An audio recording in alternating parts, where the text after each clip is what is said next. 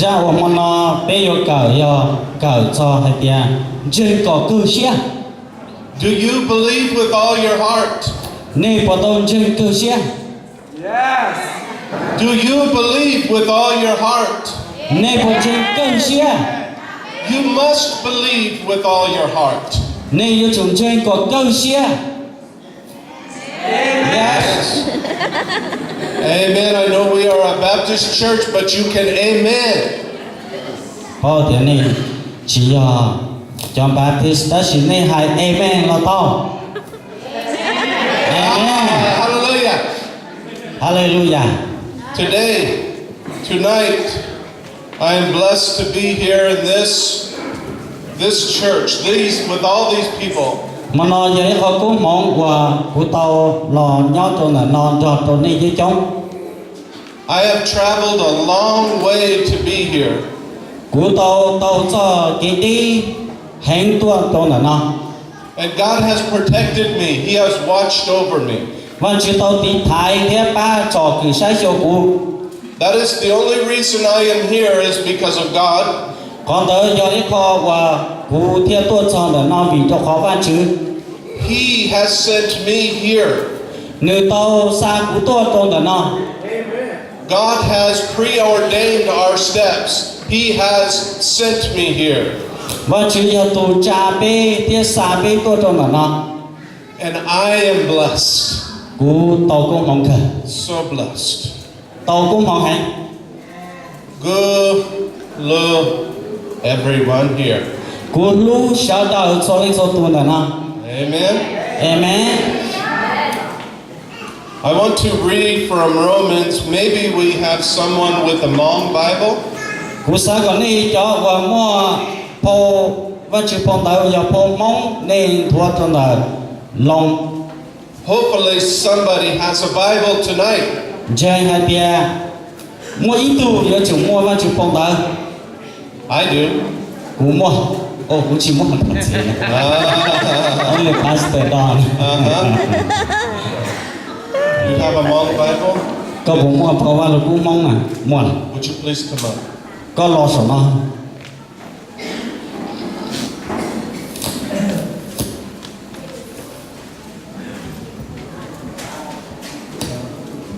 Tell him to read Romans 10, 1 through 11.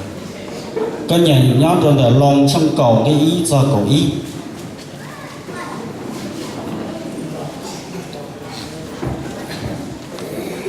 Will you stand for the reading of God's Word? If you are able, will you stand? Please. Let's give honor to God. Verses 1 through 11, chapter 10. Cho cứ ti và cú lu thật gì cho cứ ti cú xia lu thọ và chỉ cho cú hai này tỏ đi lời tệ cái sầu cú bao trên hạt tiền lấy do cho của niên nu mua xia mua và chữ tự do lên đại lò lấy chỉ tô thật tranh lấy chỉ tỏ tô và chữ ô li trà cho tàu nâng lòng cho và chỉ sĩ trò rong lấy thiê lì tăng cho kế cho lấy tàu lấy chỉ cả của trở lý và chỉ hài có lấy tàu cho và chỉ sĩ trò rong Giêsu Kitô của cho một sẽ cho cái chạy sầu lời có chua tuôn trên quân trò và chỉ sĩ trò rồng thổ mô xe sâu cho tụ của cho và chỉ cho cái chạy có nữ tàu lần trò và chỉ sĩ trò rồng mô xe sâu ly no hay tìa tụ của trời ly trần trải ly và chỉ cho cái chạy tuôn tới vừa mua xìa nhau ổn này ly lấy vì cho cái chai tiệt sĩ và chỉ cho cái chai hay tu vận trên của và chỉ cho lần cho và chỉ sĩ trò rồng hay là nó nên chỉ cho nụ nên hạt tiền lên từ giữa chế một bùa sổ tu tiên tranh lo luôn đợi xài hạt tiền mua cho Giêsu Kitô để lo cho các lòng nụ nên hạt tiền lên từ giữa thì một bùa hậu tu tuột tế lo luôn đợi xài hạt tiền một cho Giêsu cho các lò sổ nên nó cái trái trong bê dầu cây cổ ký cờ cổ lâu và chữ phong đỡ kia hạt tìa và chữ tây lù nhỏ đời lúc họ trong thia hậu này lúc xia tây lù đời giờ có cái trên của bê thìa giờ lên từ lần hạt tìa Giêsu do nên tu chữ thiên trên hạt tìa và chữ cha Giêsu sẽ hốt khát tua cho các lò tuôn đầy yếu tì tuy do vì bên trên và chữ thế lý cho bê lần trò và chữ sĩ trở rồng tuy do vì bê lần bê thiện tì. Watch out, brother. You may be seated. Thank you. Watch out. Watch out. The scripture says that you believe with your heart. Nhớ cho văn chỉ sau luôn là nó to kia để bê yêu chủ trên cỏ cơ bê lu xiết. Amen. Amen. You read it? Believe with your heart. How many people here believe in Jesus? Một bị trở lên nó và tuân đời nó trên Chúa Raise Giêsu. your hand. Cha tế cho. Praise Jesus. Amen. Và Chúa Giêsu chào. Amen. In verse 11 it says, Vì cổ ý hạt địa. whoever believeth on him shall not be ashamed. Chúa tuân trên những yếu chỉ giam hòa. I'm not ashamed to say I believe in Jesus. Cú chỉ giam hòa hạt địa cũng trên Giêsu. I'm not ashamed to say I believe in Yesu. Cú chỉ giam hòa hạt địa cũng trên Giêsu. I ask everyone here if you believe to raise your hand. Cú nô hạt địa bê xóa lên xóa tụ nhau đợt nó bê buồn chân yên chân nó trả tệ. I believe most of you did. Yes, yes, yes. Amen. Amen. Amen. In 1991, Trong ý chia cho bùa cho tiểu ý. some of you weren't born yet. Nên mỗi ý chia chẳng chỉ tao yêu. I am old, Cú lão lại. just a little bit. Amen sư. Amen. Amen. In 1991, a man asked me, do you believe in Jesus? Trong ý chia cho bùa cho tiểu ý mấy tù. Chỉ nên là sẽ mấy tù giờ tao nô của địa. Có buồn chân Giêsu. I, like you, said yes. Cú nhà nè hạt địa yes. Chân. He asked me if I was a Christian.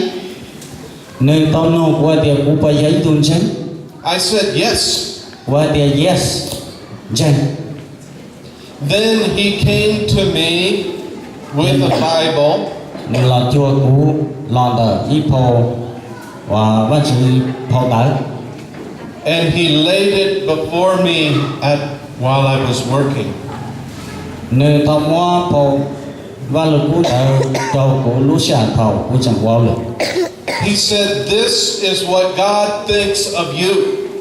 Có nó lô do khó và văn chỉ mua được con.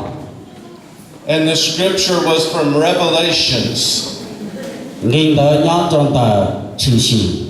It said, I would that you were hot or cold, but because you are lukewarm, I spew you out of my mouth. Thì hãy để do có chỉ cú chỉ chia của nhóm mỗi con đi tờ hậu của lúc con châu. I said, thank you very much. Và tiền của chân tao tao. No, I didn't. Của chàng. That cut to my heart. Con tớ qua cho mò của lũ xe. God was sick to his stomach about me. và chữ nờ mò hành đời nờ lúc ta cho trong đời của tụ khen Because I said I was a Christian, cho khó qua tiệm của yêu tung chân but I did not act like one. ta chỉ mà cũng chỉ qua lúc nãy li yêu tung chân I was a very bad witness. của yêu ít tu có thơ chỉ dòng I prayed when I was 8 years old, Jesus come into my heart. thầu cũng có gì xong của thọ chỉ số là nhau trò của lúc này But I did not understand what I was doing. ta chỉ mà cũng chỉ ra xe hay để giả của thọ nó giá trị I was not saved. I did not understand thọ nó của chị hay để của chỉ ra xe thế until 1991. muốn sao cho thầu ít xe cho bùa cho tiểu ý 2 weeks after he showed me the scripture from Revelation. ở lúc tiền tỏ cá thầuวันnày mua thì mà chỉ sao lùa nhau trong đời trừ xỉ nó kia đâu cũng I went to church in a little country church. của tao mua cho ít lúc tuổi trẻ và mê mê nhau trong tỏ hoàn trong giọt And everybody was happy and smiling.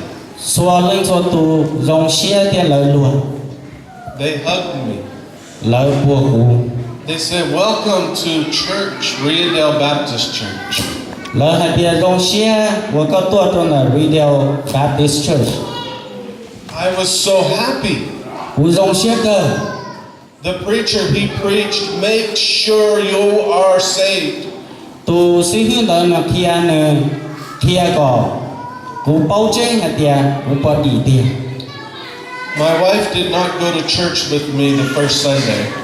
từ thơ lũ và giờ sáng để lỡ và sự vang thì đỡ của bao nhiêu chỉ là của một chơi I left church and I went to her work. She was working and she saw me and I was so happy. tàu cá thầu lỡ chơi là của tàu một chi của bao nhiêu kia và nếu chia bỏ của mà của dòng xe My wife Tammy, will you stay? của tụ bao nhiêu thế mình có sợ Amen. của tụ hua mì cái đó I told her, let's go to church next Sunday together. của hai trong này tiền lũ lì tiền một tê hả bạn chưa ok She said, "No, nữa tiền chi cả no." chi cả I said, "Please, let's go to church." And she said, "No." và tiền thó một chơi nữa tiền chi cả She said, "I have to work." của nữa hai tiền của vô tàu vào lực And you know what happened? nên bộ bao vô chữ xỉa chi Her boss came up behind her and he said, "Oh, you would like to go to church? You can have Sunday off." nơi tuần này tao lò nhớ tụ tỏ cá tỏ tia nơi tuần này nó nơi tuần này tia do lý đời cũng mà liên muốn nó sẵn để được có một chơi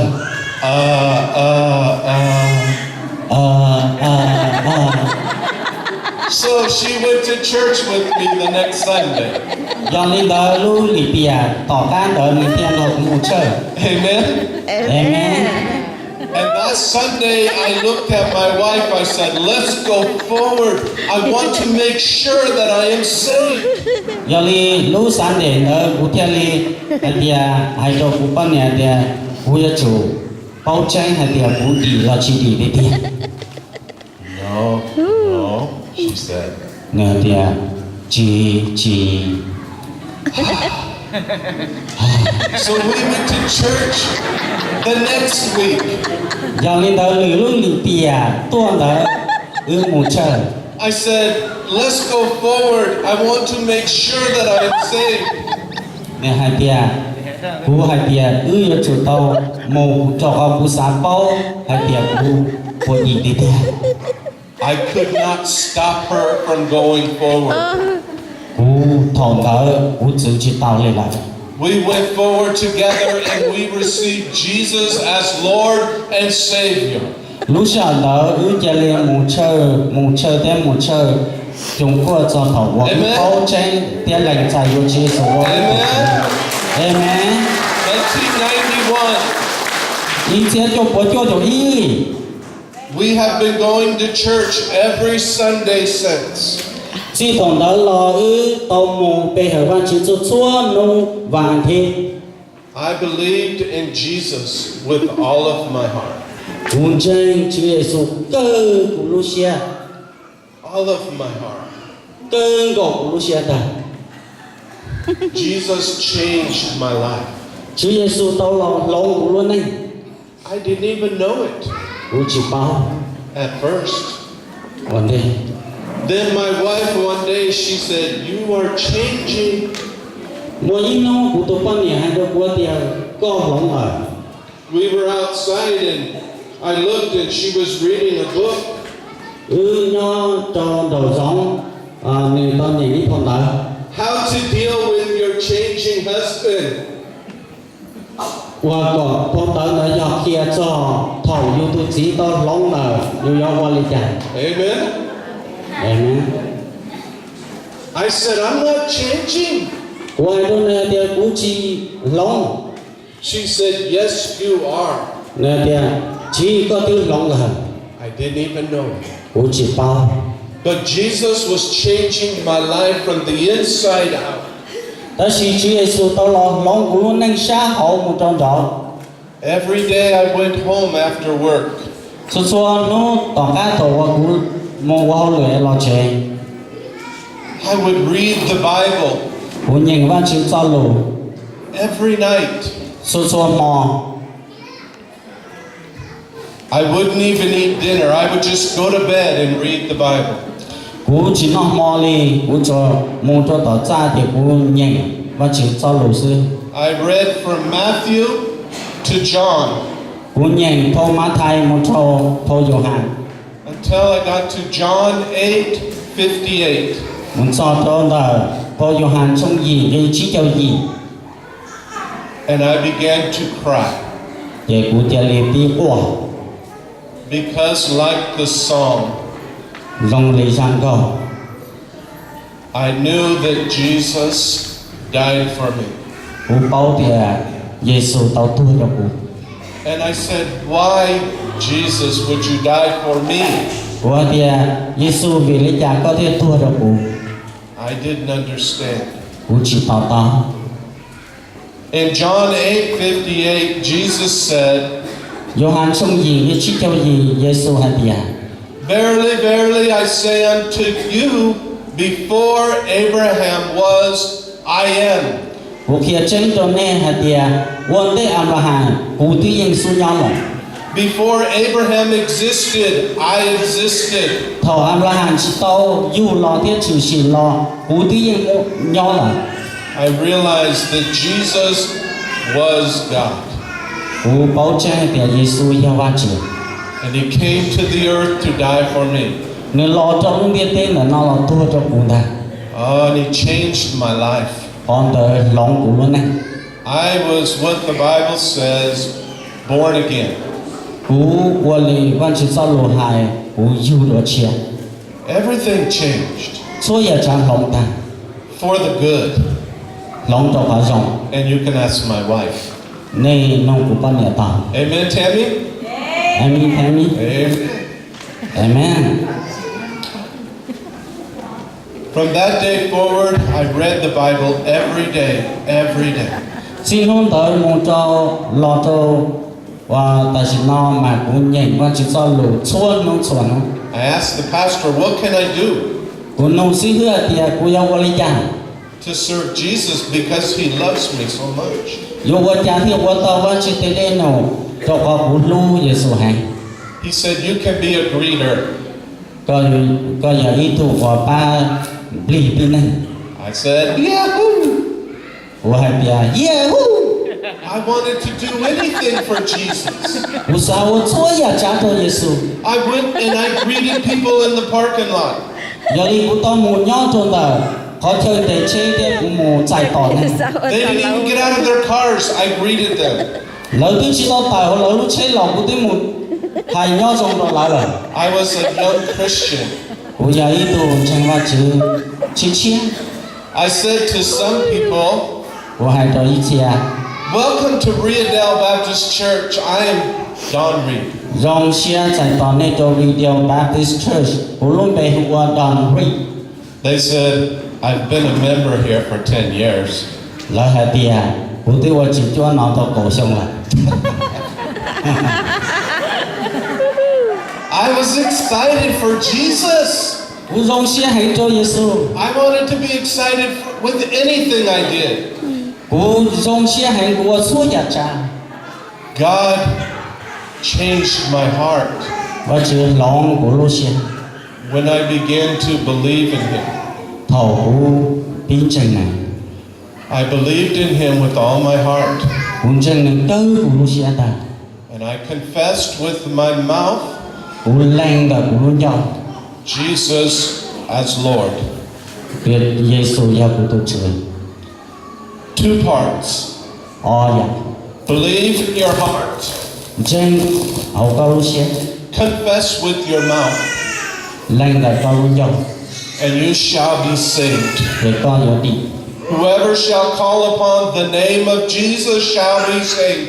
số tua chi số lúc về thu lời lời có đi So I ask you tonight, do lý đạo của nông này hoàn nào did you just raise your hand because I asked you to?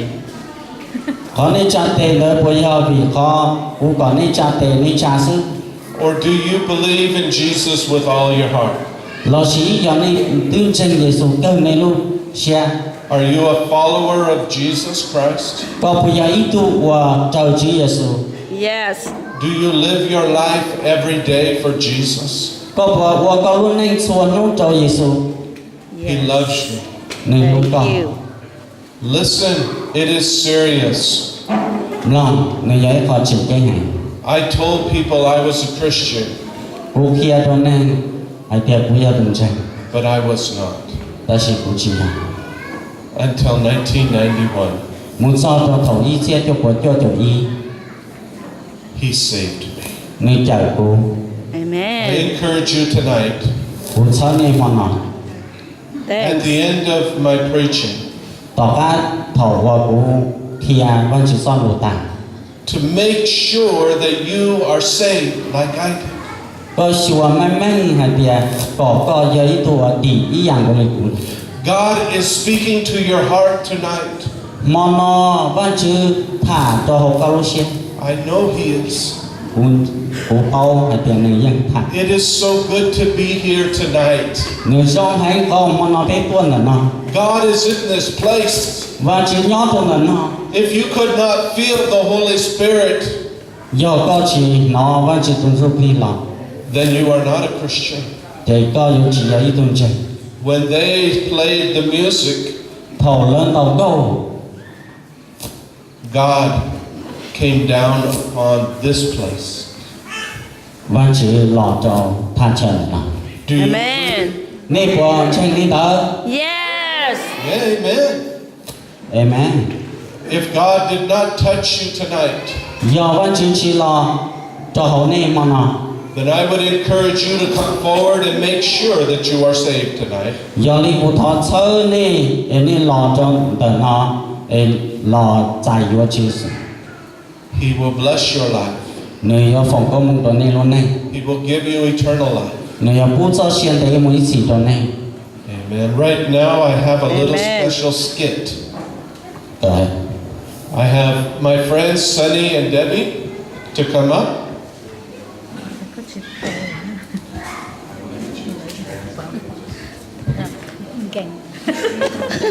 Pastor Charles did not know this. Let's give them a hand. Amen.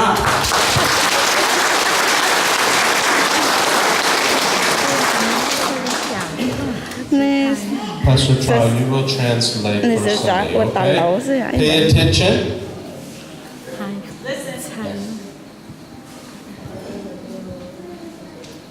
Debbie, Baby will you marry me? cóประกาศโยกู I love you with half my heart. Cú lu có ít trang để cú lu xe dư. Oh. Let's give them a hand. Amen. Yeah.